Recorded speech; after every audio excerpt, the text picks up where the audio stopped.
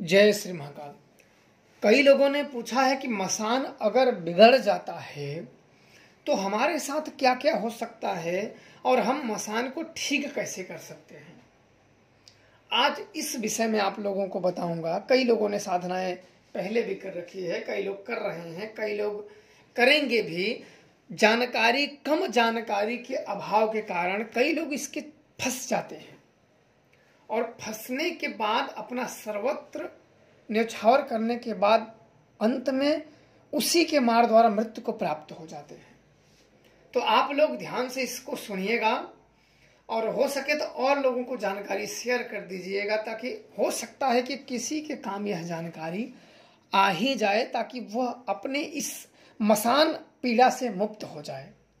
उपाय भी बताऊंगा इसका कैसे बचना है और क्या सबसे बड़ी मुसीबत क्या उत्पन्न करता है। देखो, गुरु द्वारा जब मसान की सिद्धि होती है तो सबसे पहले तो मैं यही कहूंगा कि मसान को बिगाड़ो ही ना। जैसे आप सेवा भक्ति कर रहे हो वैसे करते रहो, बिगाड़ो ही ना, क्योंकि बिगड़ जाता है तो बड़ा दुखदायी होता है।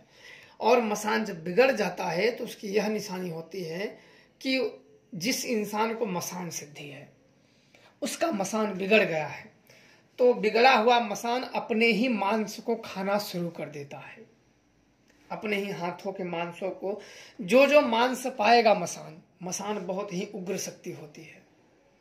इस सब कोई इसे संभाल नहीं पाते। एक बार मसान बिगड़ गया ना तो फिर जिंदगी के लेने देने की बात आ जाती है। मेरे कई ऐसे अनुभव हैं कि जो मसान बिगड़े हुए हैं और बड़ी मशक्कत से अपने हाथ नोच नोच के खाने लगते हैं। व्यक्ति शमशान में लेके भाग जाता है, बिल्कुल विच्छिन्न कर देता है। पागल, घर गृहस्थी त्याग दोगे, शमशान में लेके भागेगा और वहां मांस नोच के बिल्कुल दिमागों से विच्छिन्न कर देगा और शमशान में लेके भागेगा और वहीं आपको मार देगा। वहां से फिर आ नहीं सकते हो। मसान जब बिगड़ जाता है तो अपने ही मांसों को नोच नोच के खाने लगता है।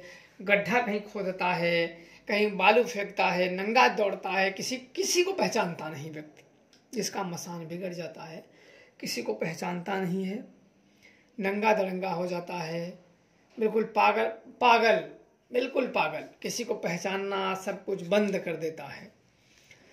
और यह मसान बिगड़ता कैसे है? मसान की मार से क्या होता है आप जाने। बिगड़ता कैसे? बिगड़ता ऐसे है कि आपने कोई काम किए, पूजा नहीं दिए, या पूजा में कुछ त्रुटियां किए, या पूजा सही से किए नहीं, या छुआछूत हो गए, या पूजा आप काम बोल के पूजा नहीं दी, या बोले कि हमारी पूजा को आपने नहीं किया। कई ऐसे हो जिसमें आपके वचन कट जाते हैं, या कभी कभी कोई व्यक्ति होता है कि जूठा शराब चढ़ा देता है, उससे भी मसान कुपित हो जाता है। मसान जिनके पास रहते हैं उन्हें बहुत ही सावधानियां की जरूरत होती है। एक बार मसान बिगड़ गया ना तो फिर जिंदगी का काम तमाम कर देता है। एक बार मसान बिगड़ा तो खेल खत्म, क्योंकि ये जल्दी मानता नहीं है। मसान बिगड़ा हुआ मसान बहुत ही खतरनाक होता है। एक बार कोप जाता है ना तो इसे फिर मसान मनाने वाला कोई नहीं मिलता है। बिरला है कोई इसे मना पाता है, न था ये अपने आगे किसी की सुनता नहीं है मसान। और इसे मनाया कैसे जाए वो बता देता हूं। सबसे पहले जिस गुरु ने सिद्धि कराई है, सबसे पहले तुरंत उनसे कांटेक्ट करो कि गुरु जी ये मसान बिगड़ा है, इसे सही करो। तो वो चाहे तो मसान को बात करके, किसी का भी कोई गुरु हो जिसने सिखाया हो, तुरंत उससे बात करो कि मसान बिगड़ा है, हमारा ये मसान सही करो। तो उसकी कमियां वो उससे पूछेगा या अपनी शक्तियों से देखेगा तो तुरंत मालूम पड़ जाएगा क्या गलतियां की हैं और क्यों बिगड़ा हुआ है।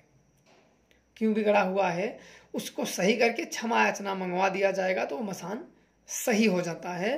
पर दूसरी बार वो चीज़ उतनी कृपा नहीं करता है, क्योंकि वो समझ जाता है कि ये भी मेरे लायक नहीं है। धीरे धीरे उसका साथ फिर वो खुद ही छोड़ने लगता है, क्योंकि एक बार अगर मसान किसी कारण बिगड़ जाता है तो फिर धीरे धीरे उससे पीछा छूटने लगता है। फिर वो सिर्फ खोखला बच जाता है। खोखला का मतलब होता है कि मसान का नाम रह गया, मसान शक्ति नहीं रही। कई लोगों के साथ ऐसा हुआ है कि बिल्कुल अपने हाथों के मांस तक खाने लगे हैं। घर वाले बिल्कुल विच्छिन्न पागलों की तरह विलाप करने लगे हैं कि मेरे लड़के को क्या हो गया, क्या हो गया।